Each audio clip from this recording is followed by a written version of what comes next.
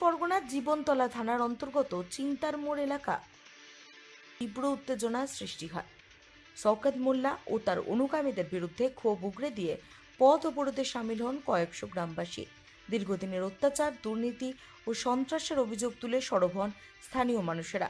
বিক্ষোভকারীদের দাবি, বাম আমল থেকে শুরু করে তৃণমূল সরকারের সময়কাল দুই জামানাতেই সাধারণ মানুষ অত্যাচারের শিকার হয়েছেন। তাদের অভিযোগ, শওকত মোল্লা রাজনৈতিক দল বদল করলেও বদলায়নি এলাকায় তার দাপট ও সন্ত্রাসের রাজনীতি। আবাস যোজনা থেকে জব কার্ড, পানীয় জল প্রকল্প সহ একাধিক সরকারি সুবিধায় দুর্নীতির অভিযোগ তুলেছেন গ্রামবাসীরা। স্থানীয়দের আরও অভিযোগ, ভয় দেখিয়ে সাধারণ মানুষের মুখ বন্ধ রাখা হতো। বাড়িঘর ভাঙচুর, জমি দখল করে মাছের ভেড়ি তৈরি, এমনকি সরকারি জমি দখল করে ব্যবসা গড়ে তোলার অভিযোগও উঠেছে। ক্যানিংয়ের মৌখালী ব্রিজ সংলগ্ন এলাকায় বহু সরকারি জমি দখল করে রেস্টুরেন্ট ও অন্যান্য ব্যবসা তৈরি হয়েছে বলেও দাবি বিক্ষোভকারীদের। গ্রামবাসীদের বক্তব্য, এতদিন রাজনৈতিক প্রভাবের কারণে কেউ প্রতিবাদ করার সাহস পায়নি, কিন্তু 2026 সালে রাজ্য সরকার পরিবর্তনের পর সাধারণ মানুষ এখন মুখ খুলতে শুরু করেছেন। অভিযুক্তদের দ্রুত গ্রেফতার করে কঠোর শাস্তির দাবিতে এদিন পথ অবরোধ করা হয়। ঘটনার খবর পেয়ে এলাকায় পৌঁছায় জীবনতলা থানার পুলিশ ও কেন্দ্রীয় বাহিনী। প্রশাসনের পক্ষ থেকে আশ্বাস দেওয়ার পর অবরোধ তুলে নেন বিক্ষোভকারীরা। তবে এই ঘটনায় এখনো পর্যন্ত অভিযুক্তদের পক্ষ থেকে কোনো প্রতিক্রিয়া পাওয়া যায়নি। এলাকায় উত্তেজনা থাকলেও পরিস্থিতি বর্তমানে নিয়ন্ত্রণে রয়েছে বলেই জানা গিয়েছে। 2021 সালে আমার স্বামী বিজেপি করেছিল বলে বিজেপি করার অপরাধে আমাদের ঘরদোর লুটপাট হয়েছে। স্বামী এবং বাড়িতে ছিল না, 3 মাস বাড়ি ছাড়া করে দিয়েছিল। ছেলে মেয়ে ল্যান্ড হয়ে 1 সপ্তাহ ঘুরেছে। আমরা এক পোশাক পরে 1 সপ্তাহ ছিলাম।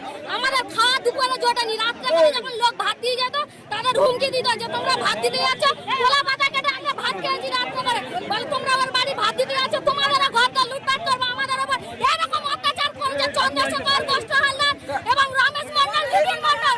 আমাদের উপর এরকম অত্যাচার করেছে। এরা কোন দল করে? এরা তৃণমূলের পার্টি করে। এরা তৃণমূলের নেতা, এরা গুন্ডা বাহিনী তৃণমূলের। আপনাদের উপর অত্যাচার করলো কেন? আমরা 2021 সালে বিজেপি করার অপরাধে আমাদেরকে ঘরদোর লুটপাট করেছে, আমাদের উপর অত্যাচার করেছে। কি চাইছেন এখন? আমরা ওদের বলবো জেলের গোড়াতে সারা জীবন পচে মরু করা, জেলের গোড়াতে পচে মরু করা। আমাদের যা করেছে তার ফল এটাই হবে। আমার স্বামী বুঝিয়ে ছিল আমার বাড়ি ছাড়া, আমার বাড়ি মানে ভোটের আগের দিন থেকে ডাক সবল নিয়ে দাঁড়াচ্ছে। আজ আমার একটা মেয়ে আমার শ্বশুর বাড়ি থেকে আমার কাছে এসেছে, মেয়েটারও খিদের ভাত খেতে দেয়নি, আজ খেতে দেয়নি। ঘরে আমার আগুন ধরে গেছে, আমার ঘর লুট করেছে, আমার ঘর ভেঙে গেছে, আমার ঘরে থাকতে দেয়নি, আমার ঘরে আগুন ধরে দিয়েছে। আর আমার বৃদ্ধ শাশুড়িকে রান্না করেছে, দুটো খাবে বলে ধাক্কা দিয়ে ফেলে দিয়েছে, দিয়ে সেই ভাত ফেলে দিয়ে চলে গেছে। হাঁড়ি কড়া খন্তি সবাই করলো কারা? তিনি বলে হারমাদ বাহিনীরা করেছে, চন্দ্রশেখর করেছে। চন্দ্রশেখরের নির্দেশে সবকিছু হয়েছে। আমার গ্রাম উজাড় করে দিয়েছে।